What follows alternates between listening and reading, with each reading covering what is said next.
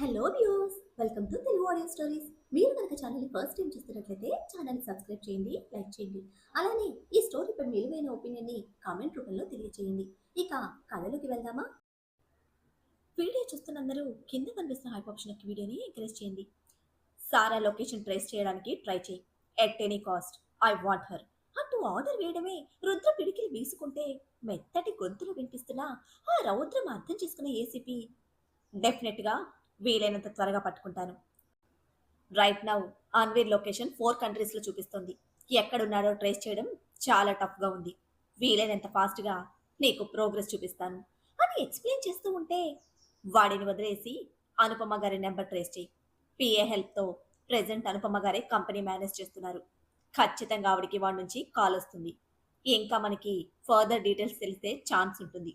But remember one thing, ఎలాంటి సిచ్యువేషన్లోనూ ఆవిడకి విషయం తెలియకూడదు. అండ్ ఎక్కడ అనుపమ గారిని బాధ పెట్టే విషయం ఏది జరగకూడదు అంటూ సీరియస్ ఇన్స్ట్రక్షన్స్ ఇచ్చేశాడు మిస్టర్ మేధావి.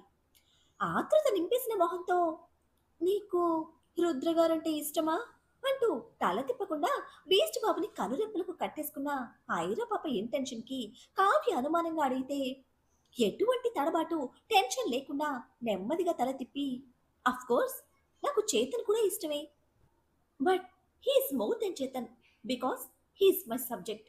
నా సబ్జెక్ట్ మీద నేను చాలా ఫోకస్గా ఉంటాను అంటూ ఐరా పాప స్టాంప్ వేసినట్టే చెప్పడమే ఏం అర్థమైందో ఈ పిచ్చి కావ్యకి. ముక్కు మూతి ఏకం చేసేసి వెక్కుతూ గట్టిగా అమ్మల్ని చుట్టేస్తే మళ్ళీ ఏదో అయింది అనుకుంటూ శిఖర్ని విడిపించుకుని పరిగెత్తాడు చేతన్. అవకల మధ్య అరిసెలు నొక్కినట్టు గట్టిగా నొక్కిస్తున్న కావ్యని విడిపించుకోవడానికి ట్రై చేస్తూనే హే ఆర్ యు ఆల్ రైట్ అంటూ పట్టి పట్టి అడుగుతున్నా పట్టించుకునే స్టేజ్లో లేని కావ్య నిన్ను చాలా తిట్టుకున్నాను తెలుసా, అందుకే ఐ హేట్ యు అని కూడా చెప్పాను. But you are not a bad girl. Of course you are always not a bad girl. But నేనే మావయ్యని హక్ చేసుకుంటే బ్యాడ్ గర్ల్ అనుకుని హేట్ యు చెప్పాను అంటూ నిజాయితీకి అసూయకి మధ్య వెక్కుతున్న కావ్య చేతుల్లో నలిగిపోతున్న ఐరా పరిస్థితి మామూలుగా లేదు. పిచ్చా నీకు, ఏం చేస్తున్నావే అంటూ కావ్యని అరుస్తూనే ఐరా మీదకి షిఫ్ట్ అయిన చేతన్ 10 మినిట్స్ నుంచి చూస్తున్నా, రుద్దిన చోట రుద్దుతున్నావు. కాటన్తో పాటు దాని చెయ్యి కూడా అరిగిపోయింది కానీ అంగుళం కూడా ముందుకు వెళ్ళలేదు అంటూ ఐరా మీద సీరియస్ అవుతున్నా చేతన్ చెంపకు పెట్టి పీకింది ఐరా. అక్కడే ఉన్న కావ్య గోడకు కొట్టిన పిడకలా మాడిపోయిన ముఖంతో స్టాట్యూలా మారిపోతే ఫోన్ మాట్లాడుతున్నా రుద్ర ఇంకా శిఖర్ ఒకేసారి తిరిగి చూశారు. మా మా అనే అక్షరం మాత్రమే రిపీట్ చేస్తున్న కావ్య నెత్తి మీద తట్టి నీ వల్ల 2 ఇయర్స్ చదువు దొబ్బడమే కాదు, ఫస్ట్ టైం దాని చేతిలో చెంపదెబ్బ కూడా తిన్నా అంటూ పలుకు లేనివాడు ఉలికాడు అన్నట్టు కావ్య మీద సీరియస్ అవుతూ ఉంటే అవేమీ పట్టించుకోకుండా ఊగిపోతున్న కావ్య హా దెయ్యం, నిన్ను నిన్ను కొట్టింది అంటూ కళ్ళురుముతో పళ్ళు బిగించి ఐరా మీదకి దూకుతూ ఉంటే కావ్యని అమాంతం 2 చేతులతో చుట్టేసి ఎత్తుకుపోయాడు చేతన్. ఏం జరుగుతోందిరా అక్కడ అంటూ అమ్మల కోపం, కావ్య యాక్షన్, చేతన్ పట్టుకుపోవడం ఏది అర్థం కాక అడుగుతున్న శిఖర్కి నవ్వుతూ స్నేహ కావ్యం అంటూ శ్రీకృష్ణ పరంతముడి లెక్క బోధించాడు బీస్ట్ బాబు. స్నేహ కావ్యమా, ఇదెప్పటి నుంచి అంటూ మళ్ళీ అడిగితే ఎప్పటి నుంచో నడుస్తోంది, నీకు ఇప్పుడే కనిపిస్తోంది అంటూ కాల్ కంటిన్యూ చేస్తూ ఉంటే ఎవరి లోకల్లో వాళ్ళు ఎవరికి అర్థం కాని పజిల్స్ లా మిగిలిపోయిన వాళ్ళని చూస్తూ ఐఎమ్ సో లక్కీ, ఎటువంటి పజిల్స్ లేకుండా క్రిస్టల్ క్లియర్ గా తెంగర పాలన దొరికేసింది అనుకుంటూ మైత్రిని తలుచుకుని ముచ్చట పడుతున్న డాక్టర్ బాబుకి అప్పుడు గుర్తొచ్చింది తను ఫోన్ చేస్తాను అన్న విషయం. అయ్యో, ఏ టెన్షన్లో పడి మర్చిపోయానే, వెయిట్ చేస్తూ ఉంటుంది అంటూ ఫాస్ట్ గా కార్లో సెటిల్ అయ్యి మైత్రికి నార్మల్ కాల్ చేశాడు. అబ్బాయి కార్ కోసమే వెయిట్ చేస్తున్నట్టుంది. వెంటనే లిఫ్ట్ చేసి ఎప్పుడు దాకా తింటూనే ఉన్నారా అంటూ బాధ కోపం మిక్స్ చేసి అడిగితే నేను సగంలోనే వదిలేశాను. నీ అన్న వదిన, నీ చిన్నన్న కొత్తదిన అందరూ కలిసి నన్ను పూర్తిగా తినేస్తున్నారు అంటూ మైత్రి బాబుతో కబుర్లు స్టార్ట్ చేశాడు డాక్టర్ బాబు. కారు బ్యానెట్ మీద వెనక్కి పడుకొని ఐరా పాప ఆకాశంలో చుక్కలు చూసుకుంటూ ఉంటే ప్రపంచంతో సంబంధం లేని తన ప్రశాంతతకి అంత దూరం నుంచి కూడా ఇష్టంగా చూసుకుంటున్నాడు రుద్ర. కావ్యని కారులో సెట్ చేసి వచ్చిన చేతన్ ఐరాకి సారీ చెప్తూ ఉంటే కావ్యకి నువ్వు ఏం చెప్పావు, ఎలా చెప్పావనేది నాకు అనవసరం. బట్ ఏది చెప్పినా తన ఎమోషన్ హర్ట్ అవ్వకుండా చెప్పాలి. ఎట్ ఎనీ సెకండ్ రుద్రతో ప్రాబ్లం అవుతుందనే భయంతో దూరంగా తీసుకొచ్చావు. ఆ ఎమోషన్ తనకి తెలిసేలా ఎప్పుడురా చెప్పేది అంటూ ఐరా పాప సీరియస్ అవుతూ ఉంటే, దానితో చిన్నప్పటి నుంచి నాకిలా అలవాటైపోయింది. నా ఫ్యామిలీ కదా! నేను ఎలా చెప్పినా, ఎలా ఉన్నా ప్రాబ్లమ్ ఉండదు అనుకున్నా. ఇప్పుడు కూడా అదే అల్లరి దెయ్యంలా కనిపిస్తోంది. But it's okay. మార్చుకోవడానికి ట్రై చేస్తాను. అండ్ థ్యాంక్ యూ అంటూ ఐరా సైడ్ బ్యానెట్ మీద కూర్చున్న చేతన్ తన హ్యాండ్స్ పట్టుకొని మాట్లాడుతూ ఉంటే, బయటికెందుకొచ్చారు అంటూ అడిగింది ఐరా పాప. డిన్నర్ చేసి అలా స్ట్రీట్స్ తిప్పుదామని తీసుకొచ్చాను. అది ఇలా డిజాస్టర్ అయింది. రుద్ర అరేంజ్ చేసిన సెక్యూరిటీ లేకపోతే మాత్రం ఈరోజు కావ్య నాతో ఉండేది కాదు అంటూ ఎమోషనల్ అయి చెప్తున్న చేతన్ అస్సలు ఎక్స్పెక్ట్ చేయలేదు. వదిలేసి వచ్చిన సెక్యూరిటీ వెంటే ఉంటుందని అంటూ అంత దూరంలో ఉన్న రుద్రను కృతజ్ఞతగా చూస్తూ చెప్తూ ఉంటే, అంతా తన కంట్రోల్లో ఉండాలి అనుకునే రూలర్ అంత ఈజీగా ఎవరిని వదలడు. It's okay. ఆ మేధావి సంగతి వదిలే. ఇప్పుడు ఇంటికొస్తున్నావా అంటూ అడిగితే, లేదు, దాని విషయంలో నేను ఛాన్స్ తీసుకోలేను. డైరెక్ట్‌గా వెళ్ళేది రుద్రకి చెప్పలేను. బట్ రేపొక్కరోజు దానికి సిటీ చూపించి నైట్‌కి ఫ్లైట్ ఎక్కిచ్చేస్తాను. నెక్స్ట్ డే మార్నింగ్‌కి నీ దగ్గరుంటాను. అప్పటి వరకు నువ్వు శిఖర్ మేనేజ్ చేసుకోండి. నేను ప్రొఫెసర్‌తో టచ్‌లో ఉన్నాను అంటూ డిస్కషన్ చేస్తూ ఉండగానే వచ్చిన రుద్ర, తనకి అన్నీ చెప్పావా అంటూ మొదటి మాటగా అడిగాడు. బ్యానెట్ మీద నుంచి కిందకి దిగుతూ, నో రుద్ర, భయపడుతుంది. ఇంట్లో తెలిస్తే టెన్షన్ అవుతుంది అంటూ చెప్తున్న చేతంతో, ఊరిలో ఉన్న ప్రతిరోజు నీ గురించి టెన్షన్ పడుతుంది. అప్పుడు ఇంకా పెద్ద ప్రాబ్లం అవుతుంది. ఒకరోజు ఆలోచిస్తుంది, రెండో రోజు భయపడుతుంది, మూడో రోజు ఫోన్ చేసి వస్తానని గొడవ చేస్తుంది. నువ్వు ఆబ్వియస్లీ నో చెప్తావు. అప్పుడు తినడం మానేస్తుంది. ఎవ్వరితో మాట్లాడకుండా రూమ్‌లో ఒక్కటే ఉండిపోతుంది. ఇంట్లో వాళ్ళు టెన్షన్‌తో క్వెషన్ చేస్తారు. ఒకరోజు కాకపోయినా రెండో రోజు ఇక్కడ జరిగింది మొత్తం ఇలాగే చెప్తుంది. అప్పుడు ఫ్యామిలీ మొత్తం నీతోనే ఉంటారు. ఫ్యామిలీతో సహా ఇంట్లో ఉంటే ప్రాబ్లం లేదు. హోటల్ అంటే మీ అమ్మగారికి ఊపిరాడదు అంటూ మెజిషియన్ లెక్క నెక్స్ట్ ఫ్యామిలీ ట్రావెల్ పిక్చర్ కళ్ళకు కట్టినట్టు చూపిస్తూ ఉంటే, చేతన్ ఫోర్ హెడ్ మీద పుట్టుకొచ్చిన చెమట కార్ లైట్స్ వెలుగులో చక్కగా మెరుస్తోంది. కళ్ళు నోరు వదిలేసిన ఐరా పాప తెలియకుండానే కార్ దిగేసి రుద్రకు కళ్ళు రాసిచ్చేస్తే, చిన్నప్పటి నుంచి నీ చేత్తో పెంచిన నీ మేనకోడలు నువ్వు పెంచినట్టు లేదు, ఉండదు కూడా. తను చిన్నపిల్ల అన్న ఆలోచన ముందు నీ మైండ్ నుంచి డిలీట్ చేస్తే తను ఎంత మెచ్యూర్‌గా ఉందో నీకు అర్థమవుతుంది. మీ ప్రొఫెసర్ శేఖర్‌తో చెప్పావు కదా! నీకు మెడిసిన్ తర్వాతే ఎమోషన్స్ అని. బట్ ఆ ఎమోషన్ నుంచే మెడిసిన్ వైపు నీ అడుగులు పడ్డాయి. Never forget that. మిస్ అయిన ఈ డేతో కలిపి నెక్స్ట్ 2 డేస్ లీవ్ తీసుకో. చెప్పడం చెప్పకపోవడం నీ ఇష్టం. బట్ నీ కోసం నీ ఫ్యామిలీ ఇక్కడికొస్తే నువ్వు నీ ఫ్యామిలీతో వెళ్ళిపోతావు అంటూ ఆర్డర్ వేసినట్టే స్మూత్ టోన్‌తో డీసెంట్ వార్నింగ్ ఇచ్చిన రుద్ర, అమ్మలు వెళ్ళాలి అంటూ వెళ్ళి డ్రైవింగ్ సీట్లో కూర్చుంటే, వెనక సీట్లో మైత్రి లోకంలో మునిగి తేలుతున్న శిఖర్ డోర్ సౌండ్‌కి సెట్ అవుతూ, గుడ్ నైట్ బంగారం, రేపు మార్నింగ్ కాల్ చేస్తాను అని చెప్తూ ఉంటే, ఒకరోజు లేట్ అవుతుందని మైత్రికి నా మాటగా చెప్పు అంటూనే ఇంజన్ స్టార్ట్ చేశాడు రుద్ర. చూసావా చూసావా, ఆర్డర్స్ వేయడం, భయపెట్టడం, బెదిరించడం, రూలర్లా కంట్రోల్ చేయడం. He's capital for everything. నేను ఫస్ట్ నుంచి చెప్తూ ఉన్నా, నీకే అర్థం కావడం లేదు. రైట్ నౌ పిక్చర్ క్లారిటీ వచ్చిందా?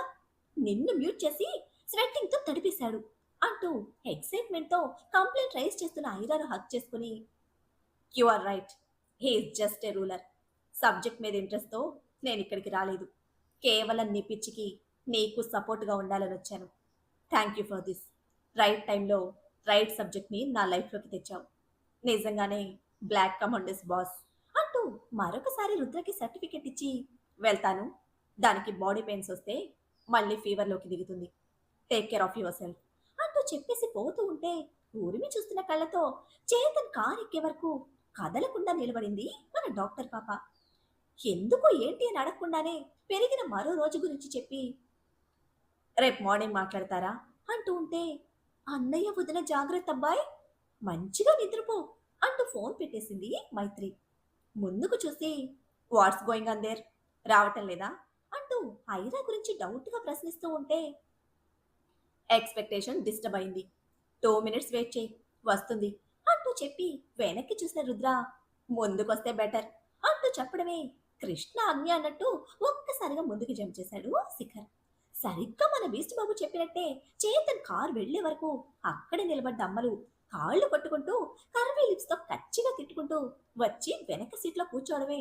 షాపింగ్ బ్యాగ్స్ అన్ని తిరిగేస్తూ చేతన్ని తిట్టుకుంటుంటే రుద్రను చూశాడు శిఖర్. ఎప్పటిలా అరనవ్వు ఆన్సర్ గా ఇచ్చి డ్రైవింగ్ మీద దృష్టి పెట్టడమే. ఉరిమినట్టే ఫోన్ కావాలి అంటూ అడిగిన ఐరాకు శిఖర్ రుద్ర ఇద్దరు ఒకేసారి ఫోన్ సెంటర్ లో పెడితే రుద్ర ఫోన్ తీసుకుని వసుధ గారికి వీడియో కాల్ చేసింది ఐరా. తన ఫోన్ ని రుద్రని మార్చి మార్చి చూస్తున్న డాక్టర్ బాబుకు నవ్వుతూ కన్ను కొడితే అర్థమైంది, ఇద్దరి మధ్య మంచి అండర్స్టాండింగ్ ఉంది. మధ్యలో ఉన్న వాళ్ళమే, మేమే వెర్రి వాళ్ళం. ఇది ఎక్కడి వరకు తీసుకెళ్తుందో అనుకున్న ప్రశ్నకి ఆన్సర్ ఇద్దరిలో ఎవరి దగ్గర స్టక్ అయిందో అన్నది మాత్రం తెలియటం లేదు శిఖర్కి. ఉరుముకి వెలుపుకి మధ్య కెమిస్ట్రీ ఏ ఒక్కరైనా లెక్క కట్టగలరా?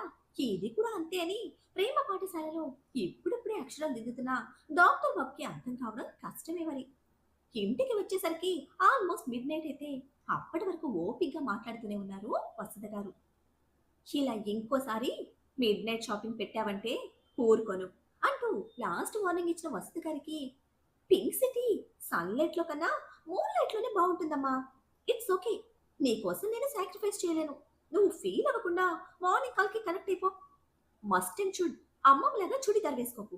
వేసుకున్నావో నేను నీకోసం తీసుకున్న డ్రెస్ లో కొరియర్ చేయను అంటూ బెదిరించి వసుధ గారు చెప్తూనే ఉన్నది వినకుండా కాల్ కట్ చేసిన ఐరా పాప ముందుకు వచ్చి ఫోన్ రుద్ర షర్ట్ పాకెట్ లోకి తోసేసి వాళ్ళిద్దరితో సంబంధమే లేదన్నట్టు షాపింగ్ థింగ్స్ అన్ని మూట కట్టుకుని కార్ దిగేసి వెళ్ళిపోతున్న అమ్మల్ని విస్మయంగా చూస్తూ సత్యభామ కన్నా దారుణంగా ఉందిరా అన్నాడు నిజానికి టెన్షన్ కి మధ్య నలిగిపోతూ.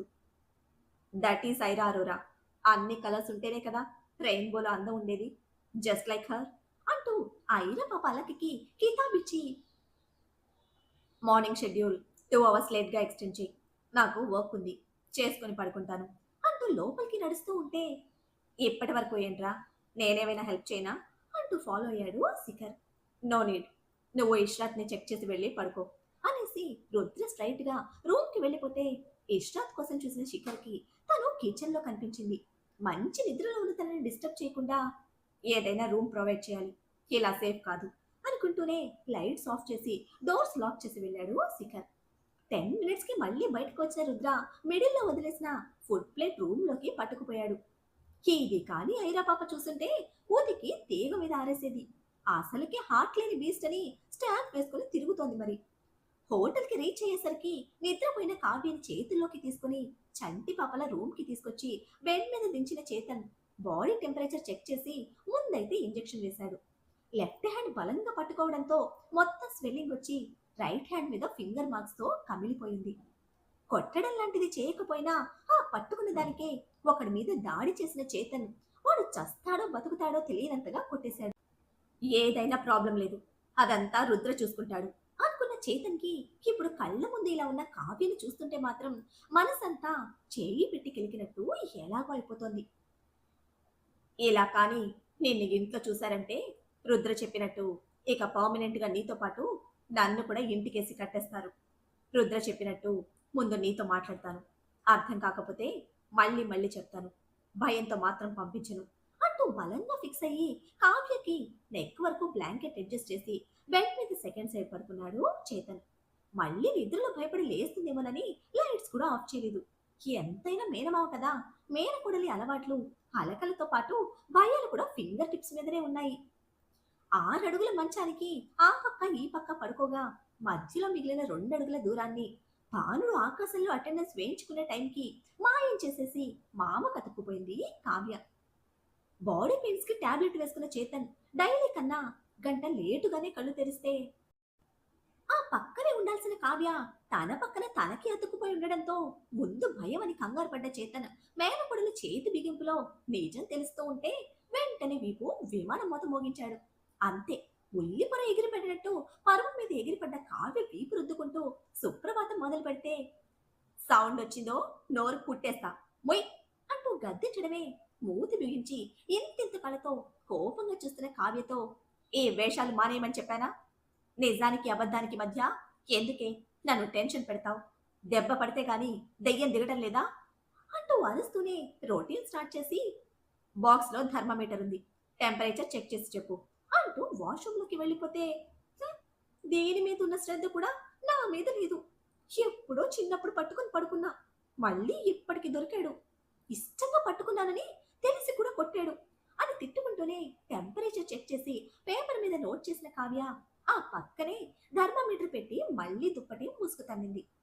టెంపరేచర్ చెక్ చేసి ముఖానికి వేసుకున్న ముసుగు లాగేసి మాడు మీద చేయి పెట్టి చెక్ చేస్తూనే పేపర్స్ మీద నెంబర్కి పెదవి బిగించి నెత్తి మీద మొట్టికాయ పొడుస్తూ ఇక్కడ 100 చూపిస్తూ ఉంటే అక్కడ 98 రాసావేంటే అంటూ కయ్యమన్న మామకు గాలిలో టెంపరేచర్కి అదే పెంచుకుంది మావయ్య, నన్నెందుకంటావు అంటూ తల రుద్దుకుంటుంటే ఏసీ వైపు చూశాడు చేతన్.